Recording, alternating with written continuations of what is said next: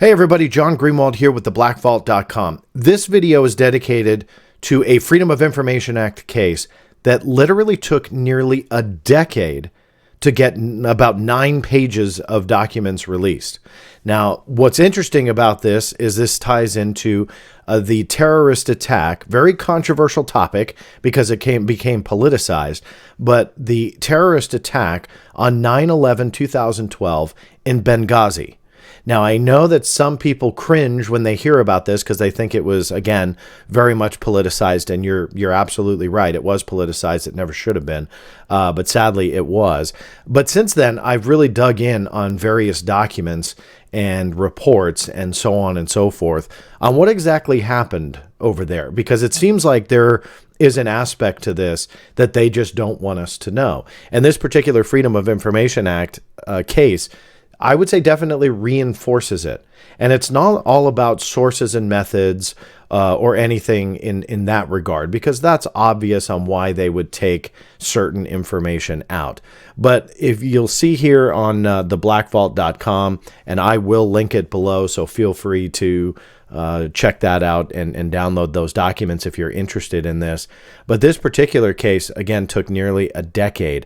I filed it back into 2012, September 19th. 8 days after that attack, I was going after different documents and so on. And it took until January 21st of 2022. So again, filed September 19, 2012, nearly a decade ago. So what came up? So I was looking for information on pre-knowledge to an attack. Obviously, that was a big rumor, and that was something that was definitely bantered about on what type of an intelligence failure, if at all, was going on. Did we have prior knowledge? Was there something that we knew that maybe we didn't act on? And that is something that I've kind of pursued to see those documents. So some agencies have released stuff. Other agencies have denied information. But the DIA, again, took nearly 10 years to give me these pages. And these particular pages will cite that, let me see how many of them were there. There were 23 total, but they only released like 6 pages. So out of the 23, they only released portions of 6. The rest were entirely withheld. And then there were other documents referenced here, if you can see it. Let me zoom in a little bit. Sorry about that. I didn't realize it was so small on the live stream or the video, but you can see there that 12 pages were entirely held. So there's a lot of secrecy behind Benghazi that still remains. And here we are about, approaching a decade since it actually happened. And these government agencies don't want to talk. But what was interesting about this, and why I'm kind of more taking a FOIA angle on this, is to show you what kind of things come up when you have an original intent with a FOIA case, for example, this, and then what you get back. And so you can see here, formerly secret, mostly secret information, primarily redacted, blacked out, a lot of national security information that's blacked out. The DIA has certain statutes that they're referencing here, blacked out, privacy information, blacked out. So they've got all sorts of citations here on why they're withholding it.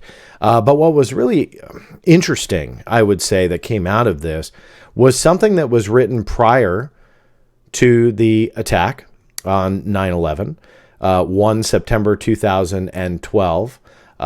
They were talking about this pending terrorist attack against the U.S. Embassy in Colombia.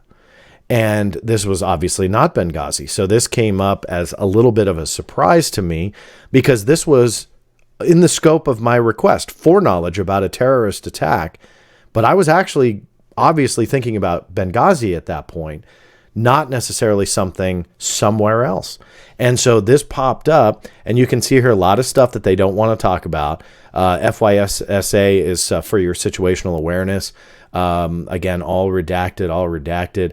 But here's something that survived the redactions.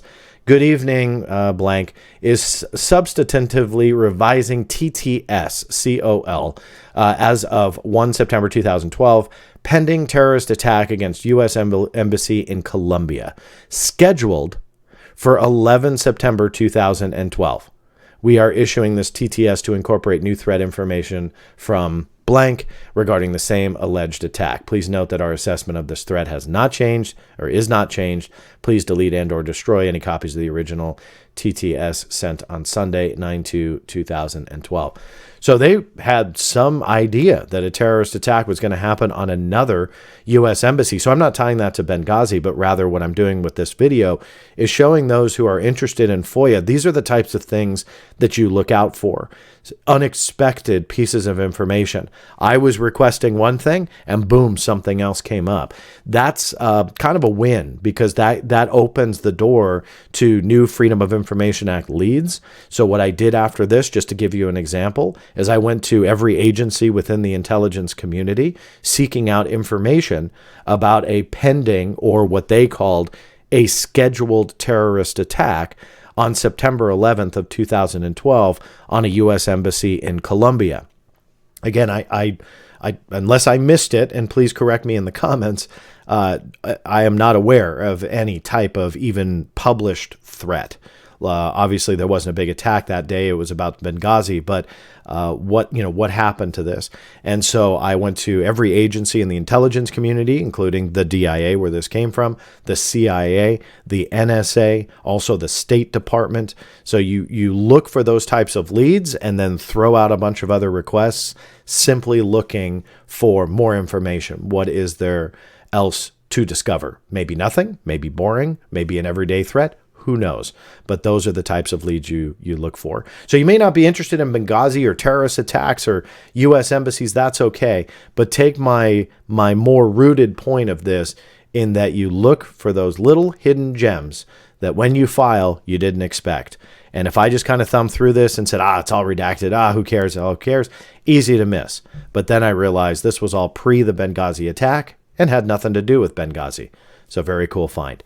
So anyway, if you have any other FOIA questions, please feel free to post them in the comments below. It's always a help. Please give the thumbs up a press while you're here. Make sure you're subscribed.